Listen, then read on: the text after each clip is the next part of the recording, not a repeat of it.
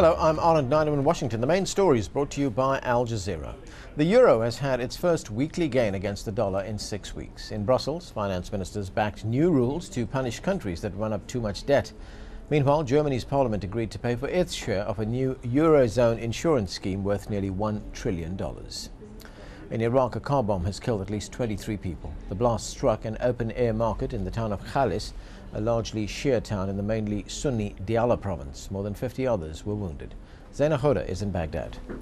This is not the first time major attacks take place in Diyala, and particularly in Khalis. A twin bombing on March the 26th, the day that the results of the parliamentary elections were announced. There was a twin bombing and more than 50 people were killed. Violence has been on the rise in this country ever since the March parliamentary elections, and they're becoming more widespread in various areas of the country. There is a lack of political agreement here, and this political uncertainty, really, there's a lot of fear that the security situation could deteriorate. In Thailand, the Prime Minister has addressed the nation, pledging an independent inquiry into the recent violence that left 83 people dead. Abhisit Vechachiva also called for reconciliation after 2 months of clashes between the military and red-shirt anti-government protesters. A suspected U.S. drone attack has killed 6 people in Pakistan's North Waziristan tribal agency, according to Pakistani officials.